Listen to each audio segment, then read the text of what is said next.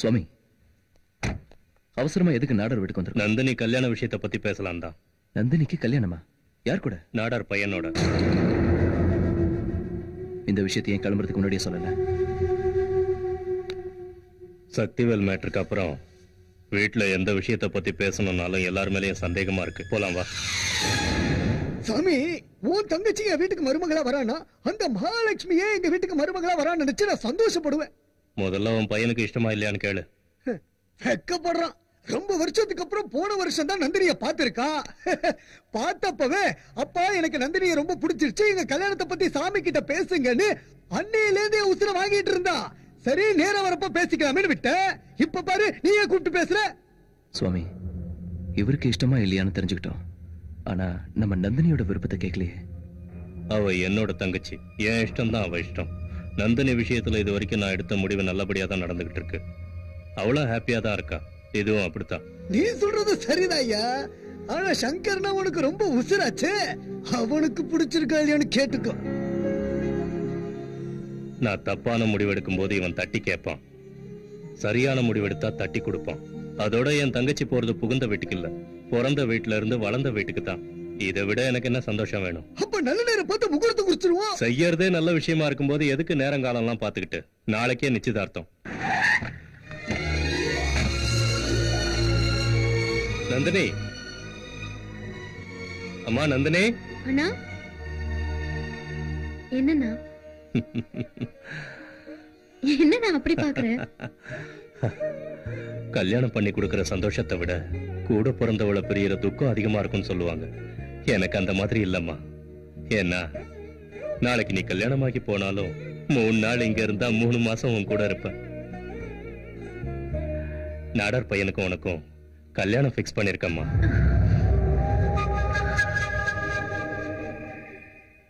அதனடையா இவ்வளவு பெரிய விஷயத்த நாத சொல்ற மாதிரி நைஸா சொல்றீங்க.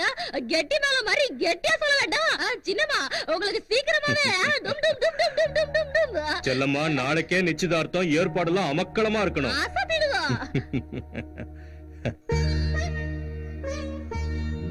என்னம்மா யோசிக்கிற? இந்த அண்ணனை பிரிய போறமேனு கவலையா இருக்கா?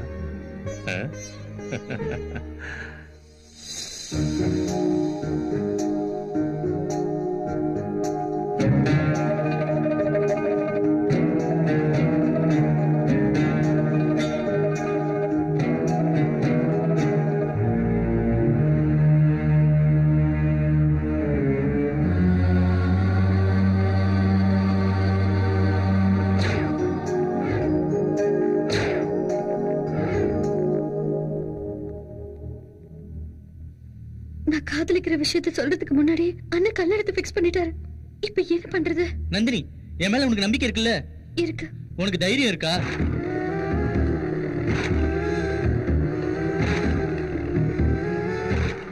சரி, என் அண்ணன் மனசு கஷ்டப்பட்டாலும் பரவாயில்ல, நீ சொல்ற மாதிரி செஞ்சுட்டேன். யார் கூட பேசிட்டு இருக்க? அது உனக்கு தேவையில்ல. இந்த கல்யாணத்துல உனக்கு இஷ்டமா? இந்த கேள்வியை என் கல்யாணத்தை பிக்ஸ் பண்றதுக்கு முன்னாடி கேட்டிருக்கணும். இப்பவே உன் காதல மறந்துரு. மறந்து போணுமா? ஆக்சுவலா இது எல்லாத்துக்குமே காரணம் நீதான். நீ மட்டும் எனக்கு கல்யாணம் பண்ணி வைக்க சொல்ல அண்ணன் கிட்ட சொல்லாம இருந்திருந்தா நான் என் லவ் பண்ற அண்ணன் கிட்ட சொல்லி சம்மதம் வாங்கியிருப்பேன். நீ சொன்னாலும் சொல்லாம போனாலும் நீ காதலிச்சவனை கல்யாணம் பண்ணிக்க முடியாது. நீங்க பிக்ஸ் பண்ற மாப்பிளையை என்னால கட்டிக்க முடியாது. இங்க பாரு, முத தடவை உங்க அண்ணன் என்ன கூட ஒரு வார்த்தை கேட்காம உன் மேரேஜ பிக்ஸ் பண்ணிருக்காருன்னா உன் வாழ்க்கைய பத்தி எவ்வளவு யோசிச்சிருப்பாரு. அந்த கடவுளை நினைச்சாலும் இதை தடுக்க முடியாது. அது தெரிஞ்சதுனாலதான் என் மனசுக்கு பிடிச்சவனோட ஓடி போலான்னு முடிவு பண்ணிருக்கேன். நந்தினி, ஓடி போனுங்கிற முடிவை நீ எடுத்ததுக்கு அப்புறம் சுவாமியோட மான மரியாதையை காப்பாத்தணுங்கிற முடிவை நானும் எடுத்துதாகணும். சங்கர், பிரிய வச்சு பிரிஞ்சு போன நரகவான காதலி கம்மியா இருக்கிறவன் நீ. இப்ப அதனால என் அண்ணன் கிட்ட சொல்லி என் காதலை பெருக்க போறியா? ஐ லவ் யூனா 3 வார்த்தை இல்ல, 3 முடிச்சு. அது என் மனசுல எப்பவும் விழுந்துருச்சு. விருப்பம் இல்லாத இடத்துல வாழறது கொஞ்சம் கஷ்டம் தான். ஆனா விருப்பம் இல்லாதவனை கல்யாணம் பண்ணிக்கிறது நரகம். இது நாள் வரைக்கும் நான் வேண்டாம் நீ காப்பாத்தின. இப்ப நானே உன்கிட்ட கேக்குறேன், என் காதலை காப்பாத்து சங்கர். நீ ஒத்துக்கலன்னா என் காதலை சாகடிக்க முடியாது. ஆனா நிச்சயமா நான் செத்து போயிடுவேன். நந்தினி, பகையாளிங்க வெட்டிட்டு சாகுற மாதிரி காதல் கை கூடலன்னு காதலிச்சவங்க செத்து போயிட்டா அப்புறம் அந்த பகைக்கும் காதலுக்கும் வித்தியாசம் இல்லாம போயிடும். காதலிக்கிறவங்க வாழ்ந்து காட்டணும், காதல ஜெயிச்சு காட்டணும். Krishnasamy, what that? ஐயோ கேட்கறதுக்கே கன்றாவியா இருக்கா. சொல்லுங்கப்பா. இது சந்தோஷமா இருக்கு. இது அமெரிக்கா இல்ல. நீ ஆய் ஓயினா அந்த சாமிக்கு பிடிக்காது. தமிழ்ல அழகா வணக்கோட சொல்லு. கரெக்ட் டைமுக்கு தான் வந்திருக்கோம் போல இருக்கு.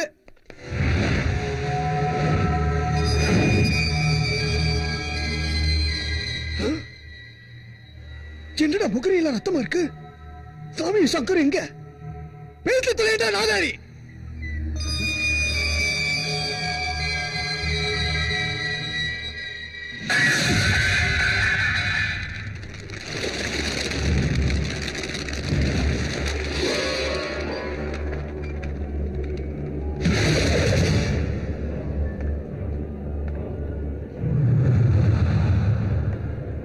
சுவாமி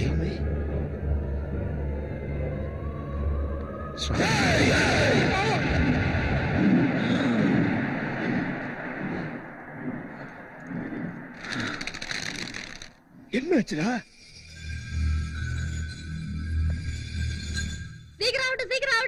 செல்லம்மா, என்ன சாமி? என் தங்கச்சிக்காக ராஜஸ்தான்ல இருந்து ஸ்பெஷலா வர வச்சிருக்கேன். எவ்வளவு இருக்கு சாமி? என் மனசளவு இருக்கும். சுவாமி, கல்யாணம் சொன்னதுல இருந்து சின்னம்மா அழுதுகிட்டே இருக்காங்க. இவ்வளவு நாள் என்ன பிரிஞ்சே இருந்துட்டால, இப்போ என்ன பிரிய போறத நினைச்சு அழறாளோ என்னவோ. போய் என் தங்கச்சியை வர சொல்லு. அம்மா, சின்னம்மா.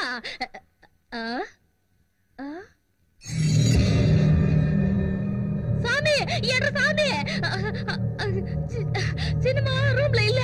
இந்த லெட்டர் தான் சாமி இருந்தது. அண்ணா, என் கல்யாண விஷயத்துல உனக்கே தெரியாம நீ முறையா தப்பு பண்ணிட்ட. நம்ம மனசுக்கு தப்புன்னு படுறத 1000 பேர் சொன்னாலும் செய்யக்கூடாது, சரின்னு படுறத யார் தடுத்தாலும் செய்யணும்னு நீதான் அடிக்கடி சொல்வ. நான் ஒருத்தரை காதலிக்கிறேன். அது வேற யாரும் கிடையாது, உனக்கு ரொம்ப பிடிச்ச சங்கர்.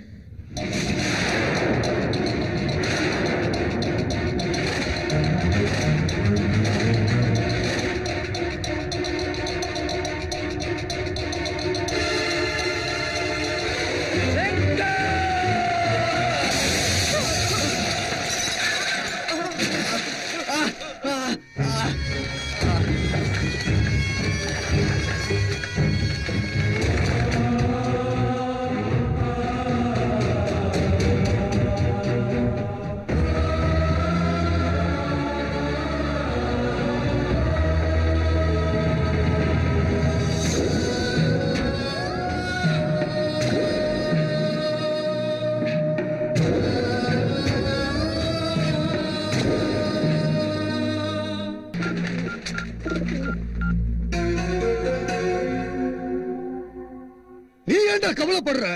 உனக்கும் எனக்கும் போனது மானம்தான். ஆனா சாமிக்கு உசுரே போச்சு.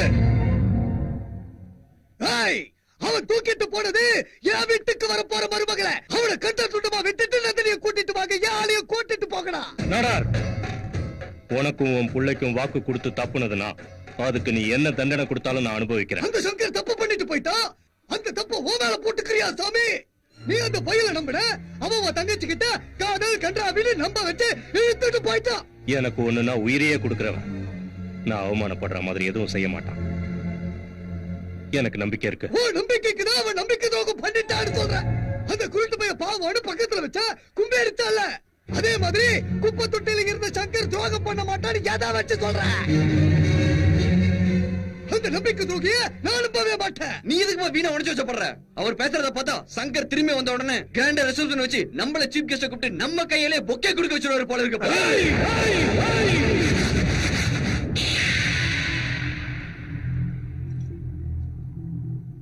நாடாரு, நீ சொன்ன மாதிரி அவன் எனக்கு துரோகம் பண்ணிருந்தா அவனை வெட்டி போட்டுட்டு என் தங்கச்சியை கூட்டிட்டு வந்து உன் மருமகளாக்குற. நான் அப்படி பண்ணாம போனா இந்த சுவாமிநாதனோட தலை உன் காலடியில விழுந்து கிடக்கும்.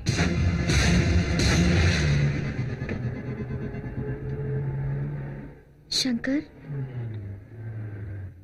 ஃபர்ஸ்ட் எனக்காக என் அண்ணனுக்கு பிடிக்காத வேலையை செய்றியே, உனக்கு எந்த ஃபீலிங்ஸும் இல்லையா?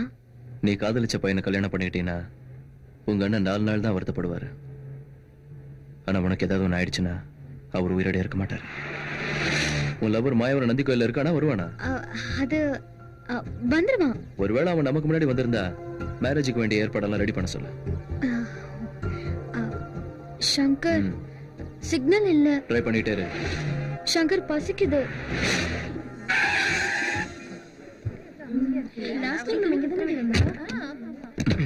நீ இறங்க வேண்டாம். உனக்கு என்ன வேணும்? உனக்கு எது பிடிக்குமோ அதான் சாப்பிட போறவன் நீ, நான் இல்ல. நானும் அதை தான் சொல்றேன். நீ என்ன சாப்பிட போறியோ அதை எனக்கும் வாங்கிட்டு வா. சார் தான் எவ்வளவு ஒருத்தன் லவ் பண்றான் பார், அவனுக்கு கோயில் கட்டணும். லவ்? நான் லவ் பண்றேன். லவ்? நீ லவ் பண்ற? மீட் பண்றதெல்லாம் சரி, ஆனா நீங்க மீட் பண்ணும்போதெல்லாம் 2 பேருக்குள்ள ஃபைட்ஸ். அப்புறம் அந்த ஃபைட்ஸ்ல இருந்து லவ் எப்ப பிறந்துச்சு? எதுக்காக லவ் பண்றேன்னு சொல்ல முடியலனாலும் அவனை எவ்வளவு உயிரை லவ் பண்றேன்னு எனக்கு மட்டும்தான் தெரியும். பச்சை பிள்ளையா இருக்கும்போது வீதியில வீசிட்டு போயிட்டாங்க. இருந்தாலும் அவங்க மேல எனக்கு கோபம் இல்ல. அவங்கள பார்க்க மாட்டோமான்னு ஒவ்வொரு நிமிஷமும் எங்க இருக்க. ஏன் சொல்றேன்னா, அன்னைக்கு எங்க அம்மா ஏமாந்ததுக்கும் இப்ப நான் அனாதையானதுக்கும் காதல் தான் காரணம். நம்மள வெறுத்தவங்க மேலயும் நமக்கு துரோகம் செஞ்சவங்க மேலயும் அன்பு வைக்கணும்னா சாதாரண மனசு இருந்தா பத்தாது, உயர்வான மனசு இருக்கணும். அது சங்கர் கிட்ட இருக்கு. லவ்ங்கிறது யாருக்கு வேணாலும் ஒரு நிமிஷத்துல பிறந்துரும்.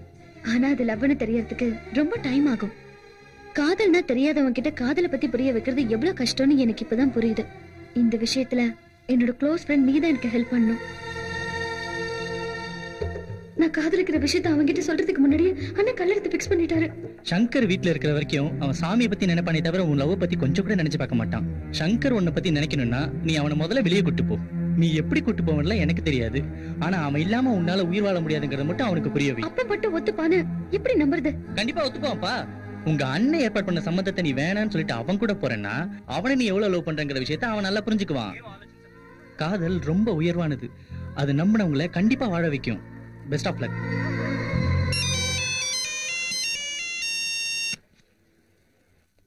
அண்ணே, சங்கர் மொபைலுக்கு ரிங்கு போகுது.